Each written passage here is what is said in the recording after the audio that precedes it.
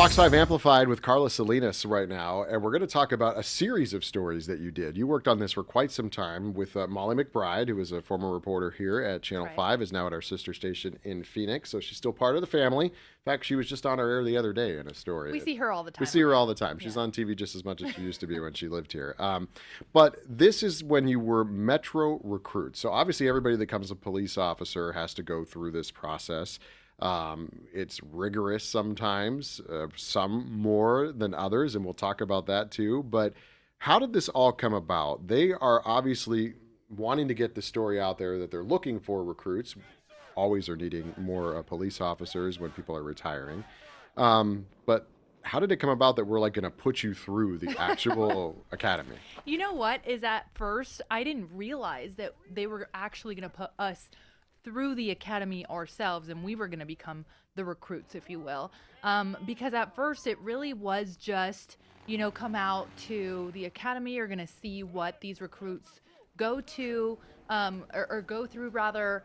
And so at first it was really just watching, and it was really cool to see these recruits in their element. I remember we actually saw one of their final exams, and I was so impressed by them because we went out to this sort of field situation, and we watched these recruits get pepper sprayed in the face, and then they have to open their eyes, recite a license plate, Wow. and then keep going. They had to run 2 more laps around the field. They had to jump over a wall. I mean, it was a whole thing. And seeing these recruits, I mean, some of them did better than others. I remember there was one recruit that just completely shut down. And as we were standing to the side, some of the other Metro officers who had gone through that said, "Oh yeah, like once you get pepper sprayed in the face, Yeah.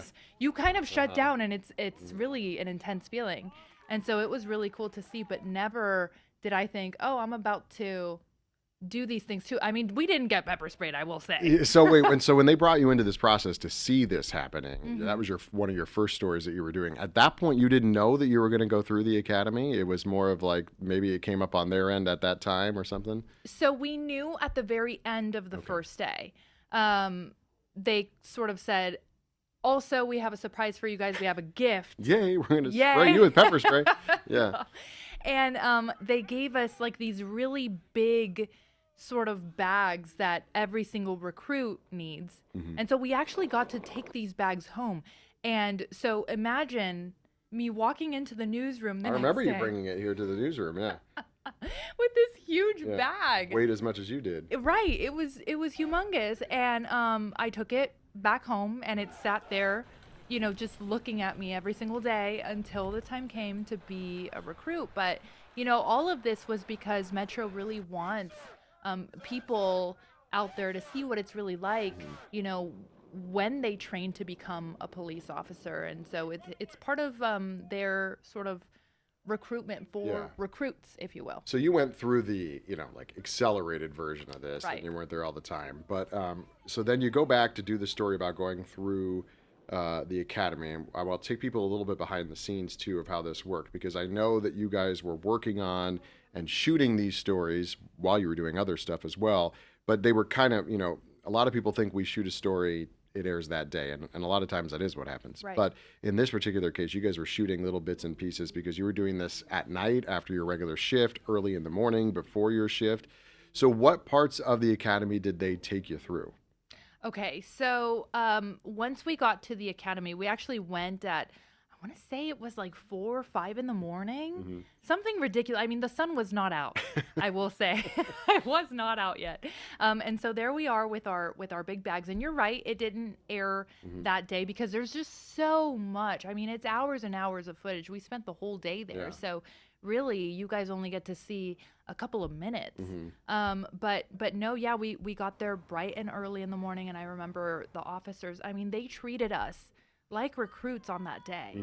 So they came out with flashlights because, like I Dark, mentioned, it's dark, and they were flashing them right in our face, saying like, recruit, get up, like, what are you doing? You're not ready for this or what? Like, they were just yelling at us, and I think truly that was one of the hardest points for me because I'm not used to being yelled at. But it's, the other recruits I remember, before the officers came out, they were just like, okay, make sure that your bag is this way and make sure that you're standing like this. And like, because they are so, it's the whole team or nothing. Yeah. So if one person messes up, they Everybody all suffers. suffer. Now, and So- we should point out too, I mean, the reason why they are so tough on people is because Right. they're looking for a certain kind of person. It's a person that is going to be given great responsibility. And as the old say goes, with great power comes great responsibility. Exactly. And so you're expected to have that level of responsibility and be able to react to that, because we know, and what we're seeing in the headlines today is that officers need to be able to react calmly to a lot of different things, and that's probably where it all starts, is right there in the beginning. No, absolutely. And they kept reiterating that. And they said, we are literally turning them from civilians to police officers. And it all starts with that. And it's like, you have to know how to take an order. You have to know how to think calmly in those kind of situations. When your adrenaline and your heart is pumping, you have to bring it back down and make those rational decisions. So it all really, there's a method to the madness, truly. From your day there, or was it more than one day? Was it 1 day, 2 days? So it was a couple of days, but really the recruitment we did one day. What was the toughest thing when you went through the process? Because I know you did different things. Right. What was I mean, they did not pepper spray you. No. But what was the toughest thing that you had to deal with other than getting yelled at, when you went through the process? Oh, I know exactly what I'm going to say. So after the whole day of physical training, just intense training. I mean, at that point we had ran maybe 2-3 miles, did push-ups. We had been up since bright and early. We got yelled at. And then they said, okay, now we're going to put everything to the test.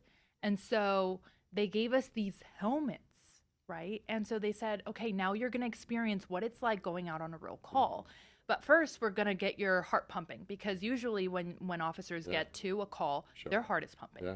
And so they made us run 2 laps, and then we go inside, and there's an officer waiting for me, and he gives me a brief sort of, okay, this is what you're walking into. There's been a bar fight. 2 men are fighting. That's all you know. You're walking in. Go. And I'm there with my mouth guard and everything, and I'm like with my helmet, some gloves, and I don't know what to expect. Yeah. Well, I walk in, and sure enough, there's 2 guys, fighting, and I'm like, hey, Metro Police, stop what you're doing, stop. And the guy's like, no, it's okay, leave us alone. He goes back to punching the guy, so I get closer. Well, the guy starts punching me. And so in that moment, I screamed. Like, that was just my visceral reaction, and I kind of backed up a little bit. And then that's when the training came in. From what we had learned that day, I pulled out my taser, and I tased him. And I went, taser, taser, taser. And boom, I tased him. Was it a real taser? It was a real taser, but it wasn't fully charged. Okay. Yes. You didn't get tased, did you? I did not get Because I know sometimes when you do some of these types of stories, they will tase you or do other things, which is, I don't know that I'd want to do that. But, well, we got to shoot the taser, and when it was charged. the fun part of it. Yeah, but we shot it at sort of like a dart, and it was scary even holding it. I'm not going to lie to you. I mean, it makes the noise. It's fully charged, and it's scary. So you had to take this person down, but you also didn't know when you're walking into the situation, this is part of the training. Is this person armed? Do they have a knife? Do they have a gun? Exactly. Something else, a bat, whatever they could have. Exactly. No, and in one other instance, so that was one day. On another day, we actually went out to Metro's jetty, which is, this huge state-of-the-art facility in which they've rebuilt the city, basically. They have casinos in there, they have a hotel in there, and it all looks like a mock city. And that was one of the challenges. They said, okay, now you're walking into another call. You don't know if they have a weapon. You're walking into this guy's house. Go. And at that point, we walk in, and he was sitting on the couch at first, so we could tell that he didn't really have a weapon. And then he gets up, and he walks to the back, and then all of a sudden he just grabs a knife out of a drawer, or God knows where it came from, because it was 2 seconds, and then he charges at us with the knife. And so that's when I got my To make taser a out decision. and tased him. And you got the taser out, and sometimes, I mean, sometimes it's not the taser, sometimes it's a firearm. I know I've done a scenario called shoot, don't shoot Hmm. in the past, and it is mostly about that situation, the split second that an officer has to make the decision whether or not they're going to use a less than lethal force or they're going to use their firearm to do that. I remember we saw some video. I don't know, maybe we'll show it, maybe we won't, to protect the innocent. You had a real tough day one day physically, and we were kind of joking within the newsroom because Molly was kind of like, you know, it was tough, but and you were like, no, I want to die. That was really Yeah. tough. What was that? Was that same day? That was that same day, and absolutely, that was when I was, the bar fight, if Mm-hmm. you will. And so, yeah, no, he brought me down. He definitely, hit my head. Luckily, we Yeah, had yeah, helmets on and everything, and we were protected. But I remember once I left, and they said, "Okay, clear." I started crying. Mm-hmm. I started crying, and it wasn't because it hurt. It wasn't because of anything, but it's just like the adrenaline mixed with exhaustion, Mm-hmm. mixed with I just got hit in the head. Mm-hmm. And it just really makes you think, we were in such a controlled Yeah. environment, and then these officers are having to face these situations every day. They don't know what they're walking into. Mm-hmm. They don't know if a person has a weapon. And they have the real thing, It's and sort of, you sort of answered it there, but I guess my question was going to be, when you were done and you came away from this whole thing, what was your thought about law enforcement, the recruitment process, and everything that you see as a reporter on a daily basis? oh, it definitely gave me a whole new perspective on everything. I mean, it's one thing to be able to see a video over and over and over again of when an officer decides to use Mm-hmm. force. Mm-hmm. But it's another to put yourself in that position, and now your life is on the line, Mm-hmm. and you have a split second to make that decision, Mm-hmm. and protect not only yourself but maybe another person, or decide if you're going to use a taser or if you're going to use a firearm, or if you're going to try to take them down, with your hands. So, and it all comes down to a split second, and it's not a video. You're there in real life, Yeah. and not only that, but you have adrenaline Mm-hmm. through the roof, Mm-hmm. and your heart is pumping, and you've got people counting on you. Mm-hmm. So it definitely gave me a whole new perspective. Yeah, I mean, I think if we've seen the headlines in the news recently.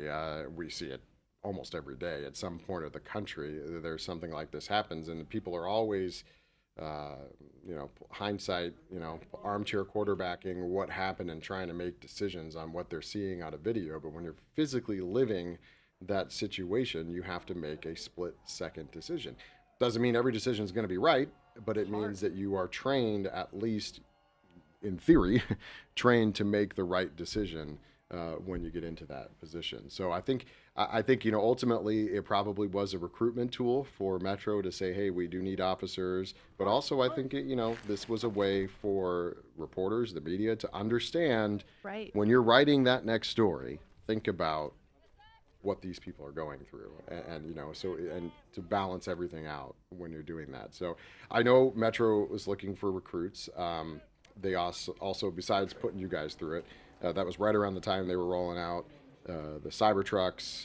They've got the new drone program. So I know, and they talked about this a little bit, I think, in your stories, but just about how they really want to be the most technologically advanced department in Right. the country, and that'll bring people in on its own. Absolutely. Yeah, they have so much coming up, and absolutely the goal really is to show the public, hey, this department is going to train you. This department, is technologically advanced, and I mean, even just seeing the jetty, Mm-hmm. that mock facility, I mean, it's state of the art, and it made me feel a lot safer because these officers go back every single year to go through training again and again and again, and so when that worst case scenario hits, it's really nice to see just how extensive the training was, and it makes you think differently when you're going out on the streets as well. Yeah. It's like you see a couple of police officers and you just know the training that they've had at this jetty facility, at the academy, and it doesn't stop. It never stops, that training. And like you said, hindsight is 2020, but it's just nice to know that they're brushing up on their skills all of the time. And I think that really is a factor for when it comes to, wanting people to come in and join the department. It really is, they have a lot of training and a lot of, like I said, there is a method to the madness, and they have everything planned out. All right. Well, Karla, thanks for being here. If you want to watch Karla's stories, the good, the bad, the ugly of her going through the Academy for Metro, you can find them here on Fox5Vegas.com and also on Fox 5 Plus.